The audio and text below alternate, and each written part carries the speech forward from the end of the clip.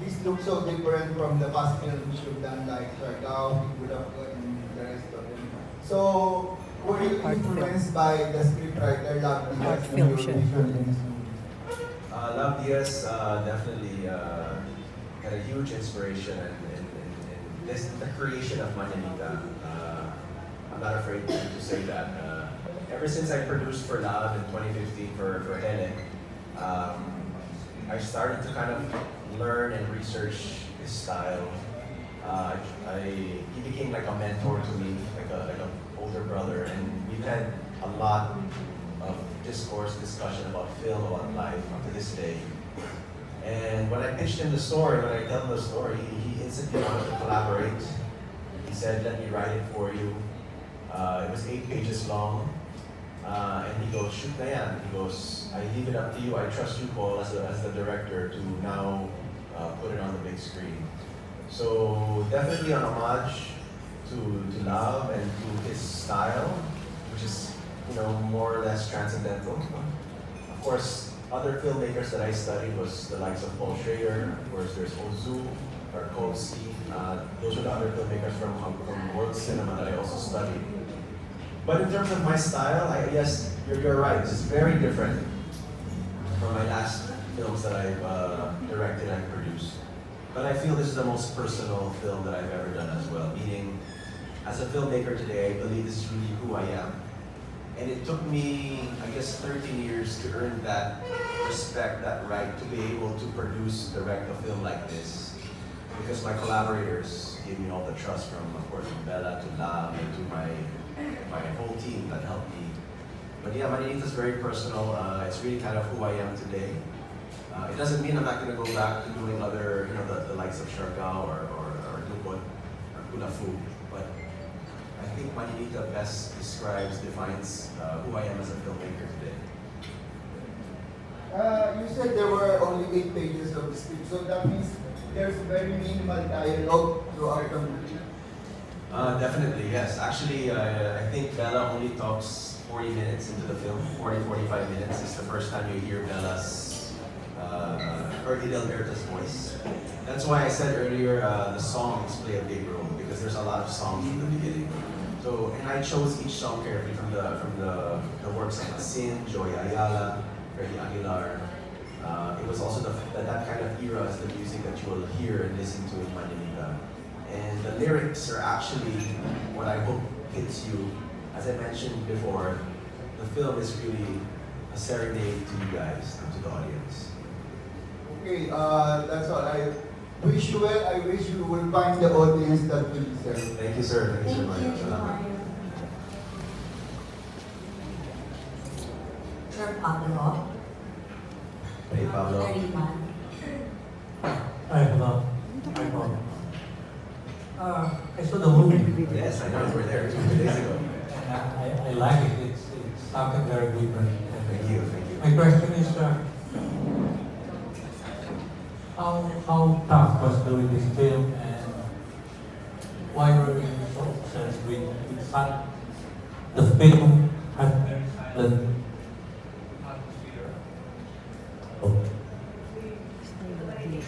Mike, to. Hello? yeah the film has something, has a silent portrait about it that I really liked. I like the way it was crafted and the way. But then, my question is, how tough was doing this kind of film, and did you have the mainstream audience in mind when you did this film? Yeah, Pablo, thank you for the questions, and thank you for being there at the premiere night. I really believe that in silence you can say so much more. And I think that's, I would like to hear Bella's answer also, because without much dialogue, without much co-actors, her process of just internalizing everything, the nuisances, the eyes, the emotions, the way she walked, the environment, it was all part of the experience. So in the regards of it being tough, definitely was extremely tough. Also because as a director, I was really playing on the elements of a character-driven film. I had Bella. She's pretty much in the whole film. Majority of the film, she's alone, or she's with one or other two actors. That's about it. The tough part for me really was, I think it was just having the courage to tell a story like this.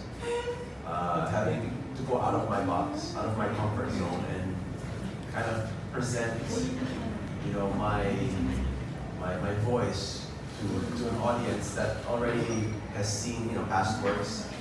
A lot of people I've been reading online saying it's my most inaccessible work.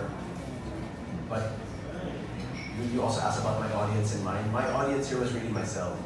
That's who I had in mind from day one. No disrespect, of course, to the people that watched the film, but the audience was really me. I was making this film for myself. Coming from Siargao, coming from First Love, where I was collaborating, and there was a lot of creative minds that helped put those films together. With Mañanita, it was really just listening to myself. It was a film for me. I needed to do something like this, just to keep my passion burning. That's why the trust Bella gave me, I mean, that was really the pitch.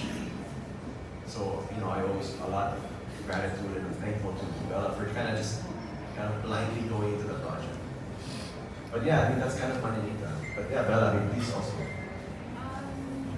Thank you, Sir Pablo, for watching. And Manay, thank you po. Manay and Del, maraming salamat sa pagnood. Ako rin po, personally, I feel like I'm at a point in my life right now. Now, when I'm not working kasi right now, I'm always alone. So I'm alone every day when I'm not working. So I related very well to Edelberta while shooting. And I'm thankful for this project because I was shooting this while taping as a TV show, as a series, yung Sino Ang May Sala. Eh di ba ang ingay-ingay po sa taping na minsan nakakabingi yung ingay na you don't hear your own thoughts anymore. So I felt like Mañanita was a break for me from my crazy soap life. So kung MWF, nagsusoap ako, TTHS was my rest because I was able to play a character who I felt at that time was very much like me. So I wouldn't say it was tough. Also, I want to say thank you to the team of 1017P and Viva Films kasi they took care of me so well. Pag naka-prosthetics ako, this is the first project that I did na pag naka-prosthetics, ginagalang nila yung oras na dapat lang nakalagay yung prosthetics. Kasi all the other projects I did before na naka-prosthetics, wala silang pakialam kung bukas dumudugo na yung mukha mo. Pero dito, binibilang talaga nila yung oras. After a certain number of hours, they let me go home because they knew that I was doing other projects. So in terms of being the project being tough, I wouldn't say it was tough. For an actor, I think this would be a dream project because they gave me so much freedom. Like Direct Paul would direct me in every scene, but while shooting at na yung duration of each scene, he would let me do what I want. So thank you also Direct Paul for allowing me to express myself in Edelberta's shoes, I guess. It's the first time I've done anything like this. And as you watched po nung isang araw, wala nga masyadong dialogue. So I had to be creative for the scenes to not look alike, I guess. And that was exciting for me because I feel like baka wala nang dumating sa akin na project na ganito ka iba and ganito ka ganda. So I'm thankful that I was able to do it. Yeah, thank you. And I really like your performance at the film, especially the ending. Salamat po. Master Amaro. Hello. Direct, why single out Bella for this role? And Bella, how was it like working with that Paul? I always wanted to work with her. I'm actually, you know, one of her biggest fans. I love Cindy Allen. I told her this. I love her, Stella. So, you know, also as a movie fan, you know, I was a big fan of her. I love what she was doing. I love the choices she was making. And, you know, I always wanted to work with her. So, of course, with the industry being very small, we would bump into each other at events. Eventually, we tried to meet. There were some scripts, some concepts that we had that scheduling wasn't working. And we just constantly kept in touch. And then one day I texted her, and said, hey, look, I know we're meeting next week, right? We're going to talk about some concepts. Can I pitch you another project? She says, yeah, sure. We're out there in Manila. And so we met. She said yes, and we made Mañanita. So,